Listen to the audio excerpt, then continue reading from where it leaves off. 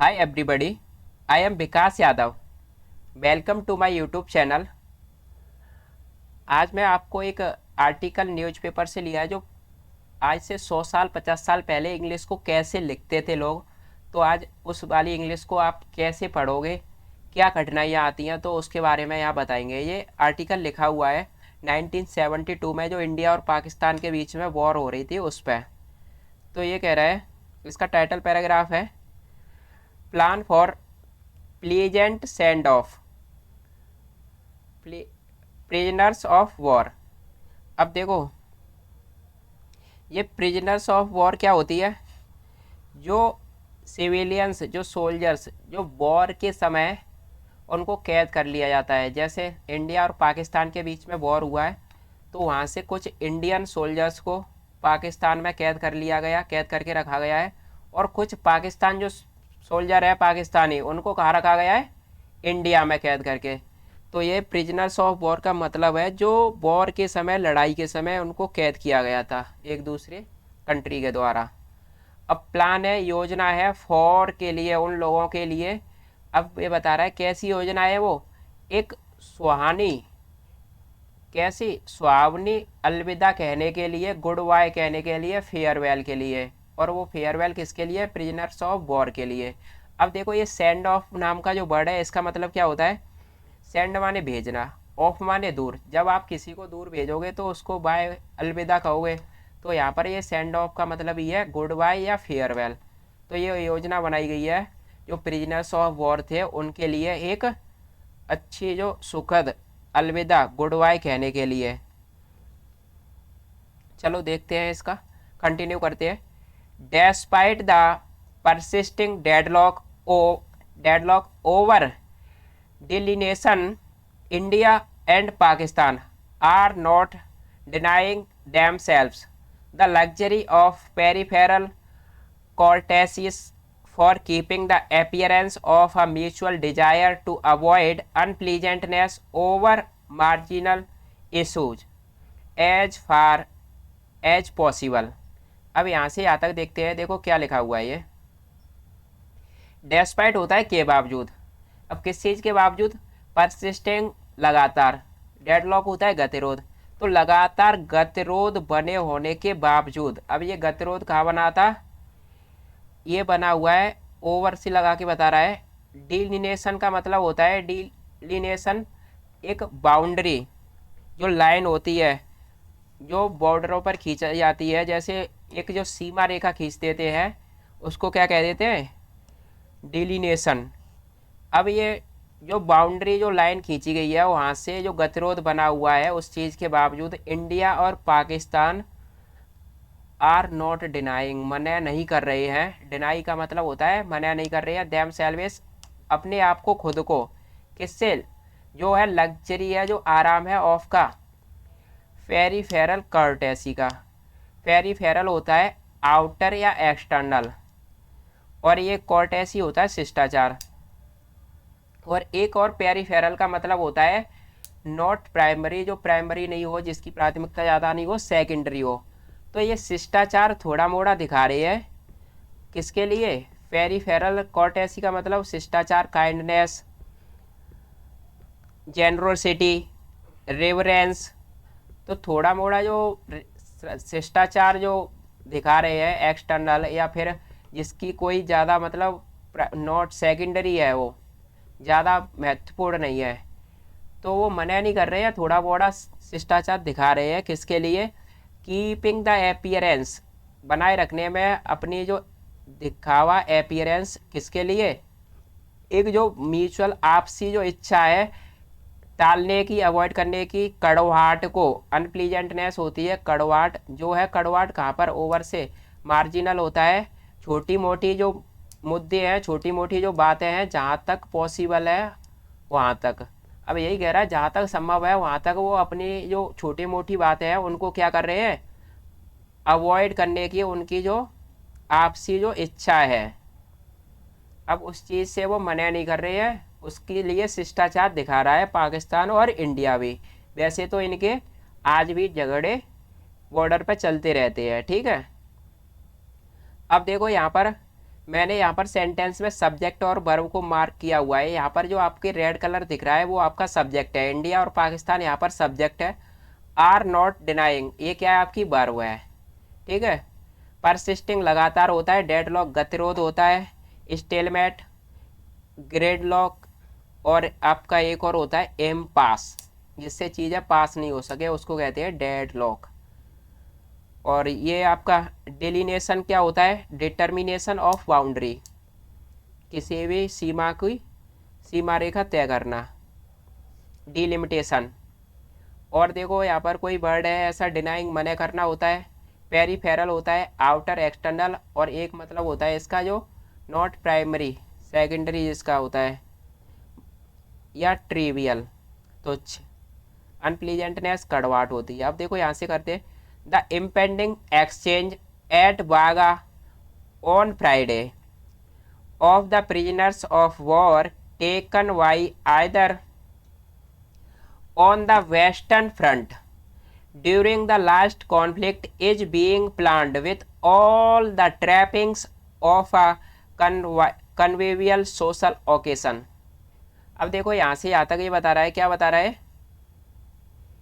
कि इम्पेंडिंग होता है जो नियर एंड सर्टेन, अप्रोचिंग, यानी जो घटे तो होने ही वाली हो उसको क्या कहते हैं, इम्पेंडिंग। लूमिंग जो नियर और सर्टेन, जो होने ही वाले जो बदलाव है, जो परिवर्तन है, कहाँ पर है, ये बागा बॉर्डर पर। और फ्राइडे को, शुक्रवार को जो है प्रिजनर्स ऑफ वॉर, जो है शुक्रवार को प्रिजनर्स ऑफ वॉर के, अब ये कहाँ से लिए गए थे, टेकन बाई किया गया था इनको आइदर साइड, दोनों तरफ से, इंडिया और पाकिस्तान से। कहाँ पर, वेस्टर्न फ्रंट पर, वेस्टर्न फ्रंट पर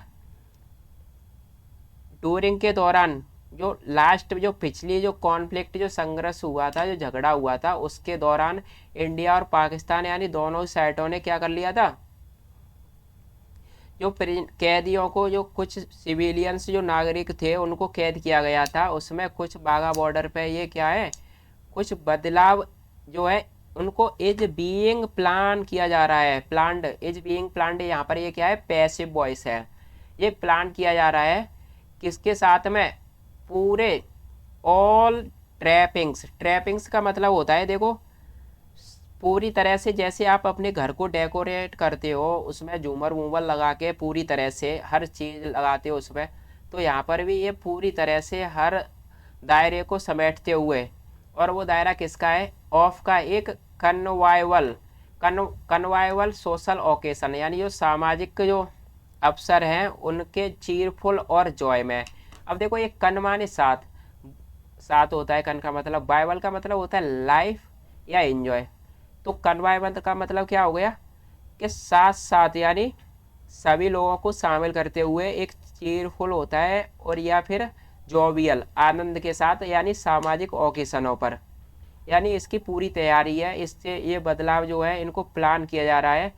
क्या प्लान किया जा रहा है, क्या सोशल सामाजिक, यानी उनमें जॉय होगा पूरी तरह से।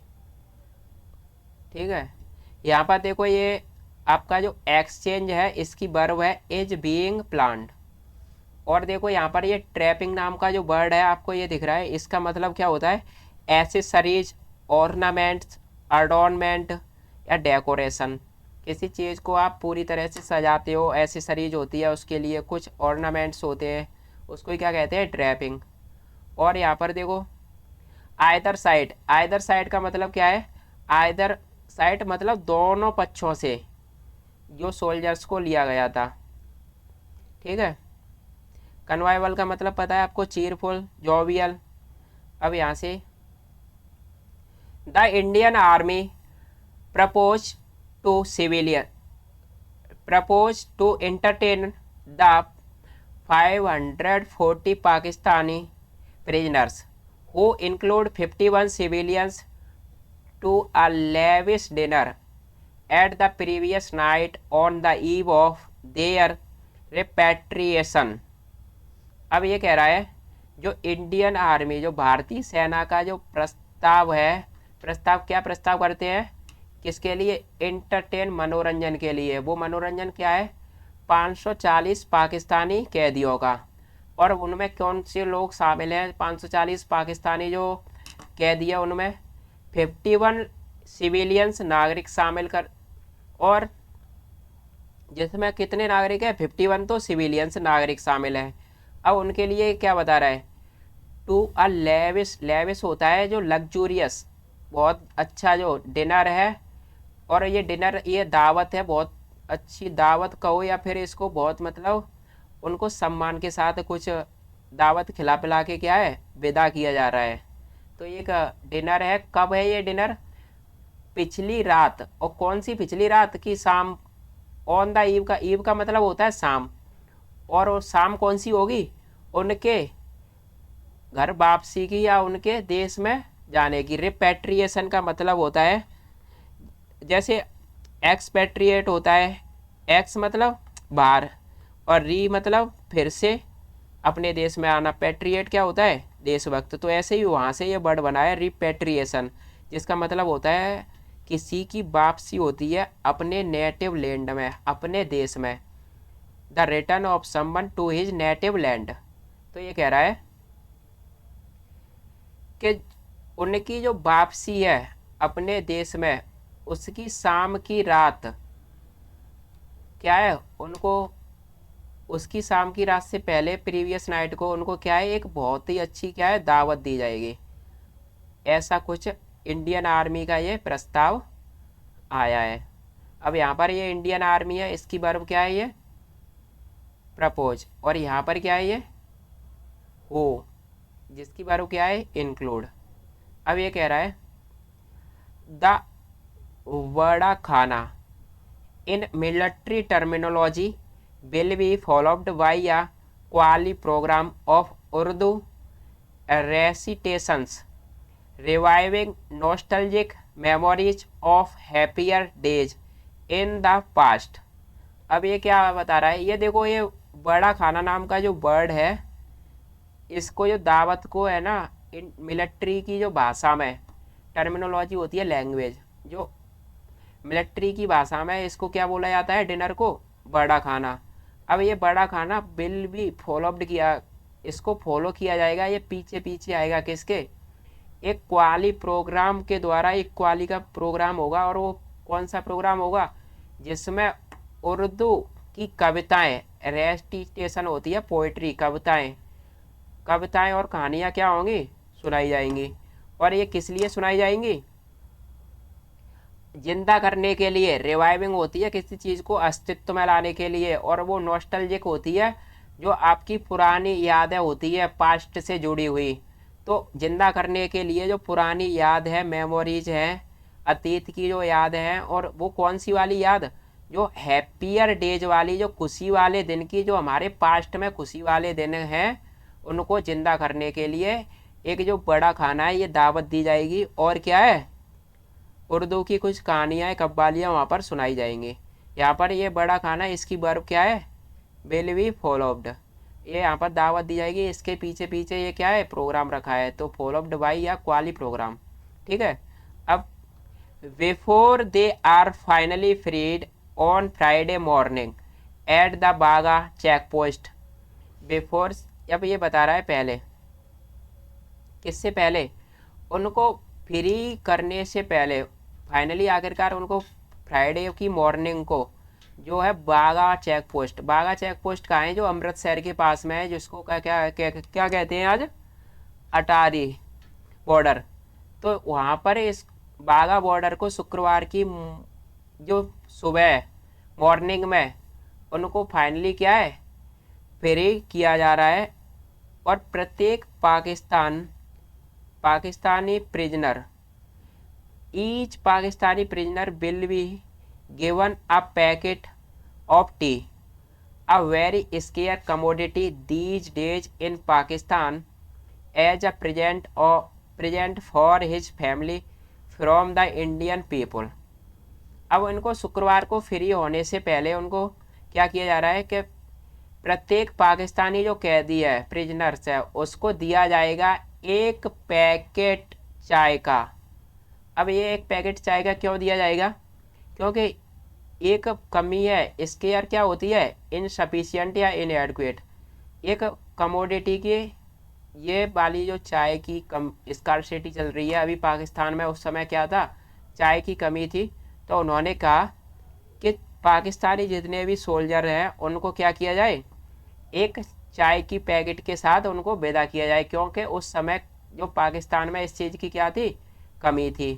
दीज डेज इन पाकिस्तान में इन एज किसके रूप, किसके लिए, एज, क्योंकि ए प्रेजेंट फॉर हिज फैमिली, वो क्या करें, प्रस्तुत करें अपनी फैमिली के लिए, कहाँ से, इंडियन पीपल से, भारतीय लोगों से वो अपनी फैमिली को ले जाकर एक चीज़ चाय का पैकेट दें। और उस समय चाय की क्या थी, पाकिस्तान में कमी भी थी। तो ये काम पहले किया गया था, उनको शुक्रवार की सुबह मॉर्निंग को उनको फ्री करने से, रिलीज़ करने से पहले प्रत्येक पाकिस्तानी को क्या दिया था, दावत के साथ साथ एक चाय का पैकेट। अब देखो यहाँ पर ये क्या है, दे इसकी वर्ब क्या है, आर फ्रीड, और यहाँ पर प्रिजनर इसकी वर्ब क्या है, विल बी गिवन। अब यहाँ से चलते हैं, and those who are accustomed to chewing pan will be allowed to take a generous amount of the leaf since it is now a rarity in Pakistan। अब यहाँ से यहाँ तक देखते हैं, और दोज वो वाले लोग, कौन से वाले लोग, जो आदि हैं, अकस्टम्ड टू होता है किसी चीज़ का आदि होना, पान चबाने के, च्यूइंग पान मतलब पान चबाने के, हु विल बी अलाउड उनको भी क्या है, अलाउ किया जाएगा, अनुमति दी जाएगी टेक करने की, ले जाने की, एक बहुत बड़े अमाउंट में, जेनरस होता है खूब सारा, मतलब बहुत बड़े अमाउंट ऑफ की, जो किसकी है, लीफ की, पत्तियों की। तो जो पान चबाने के आदि हैं पाकिस्तान में उनको भी अनुमति दी जाएगी कि बहुत सारे वो क्या है, पत्तियां ले जाएं पान की, क्योंकि इट इज नाउ अभी क्या है, इसकी भी शॉर्ट सप्लाई है पाकिस्तान में, पान के पत्तों की भी क्या है, वहाँ पर कुछ लोग पान के शौकीन हैं। तो और पाकिस्तान में क्या है, इस चीज़ की अभी रेयरिटी का मतलब होता है किसी चीज़ की कमी होना, यानी अनयूजुअली शॉर्ट इन सप्लाई।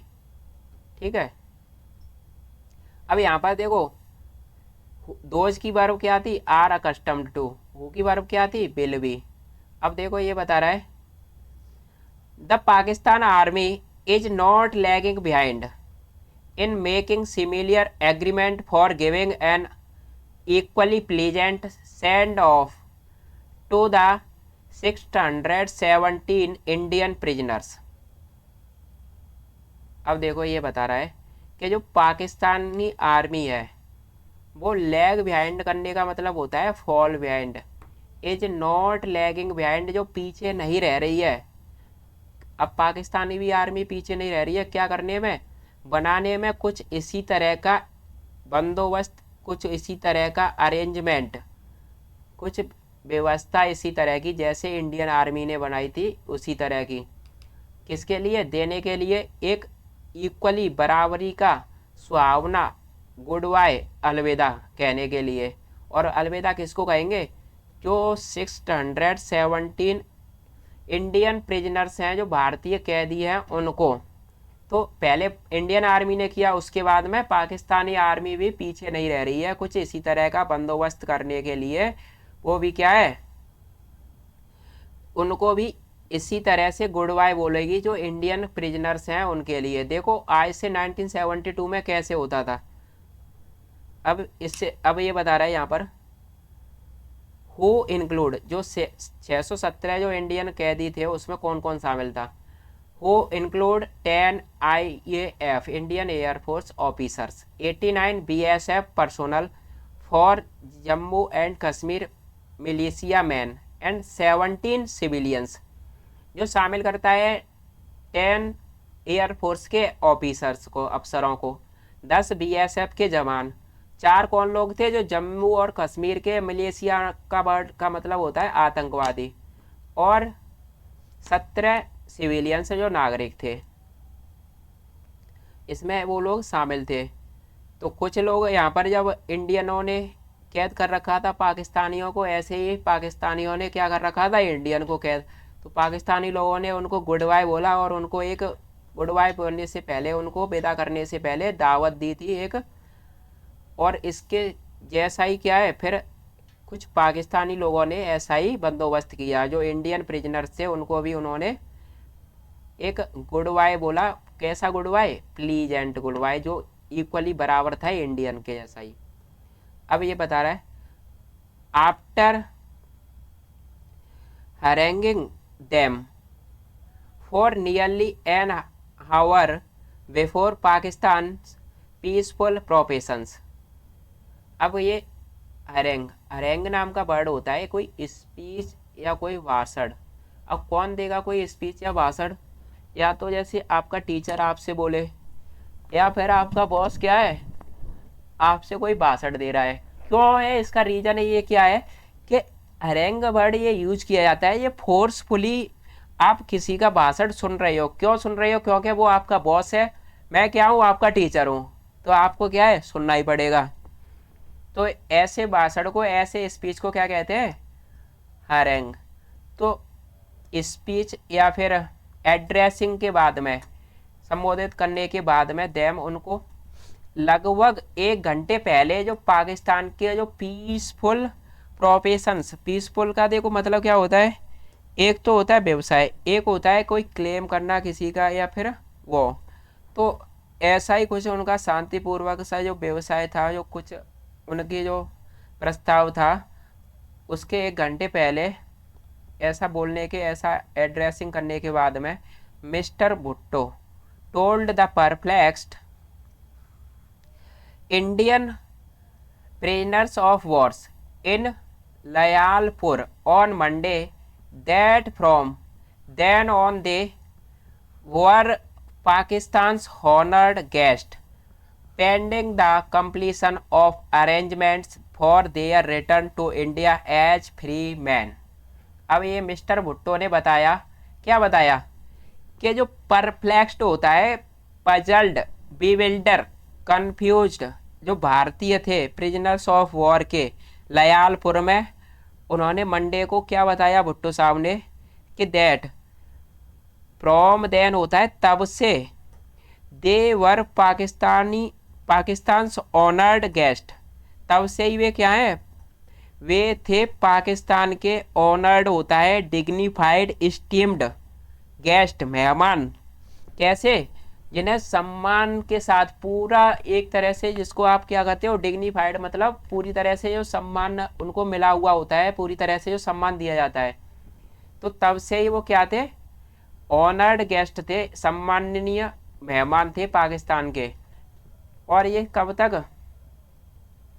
जब तक पेंडिंग थी कंप्लीशन की, पूरे होने की, अरेंजमेंट की, व्यवस्था की, उनके वापसी की। किन की वापसी हो रही थी? भारतीयों की, एक फ्री मैन के रूप में। तो ये कह रहे थे जब तक पूरा कंप्लीशन, पूरी तैयारियां नहीं हो जाती है इंडियन को एज के तौर पर, एक फ्री मैन के तौर पर, तब तक वो क्या है, ऑनर्ड गेस्ट थे। तब से ही वो मिस्टर भुट्टो ने ये बात बताई थी, अपने स्पीच दिया था लगभग 1 घंटे पहले। मैं आशा करता हूँ आपको ये समझ में आया होगा। चलो आज का सेशन यहीं पर रैप अप करते हैं। पहले आप खुद से एक रीडिंग दो इसमें, उसके बाद इसको ट्राई करो।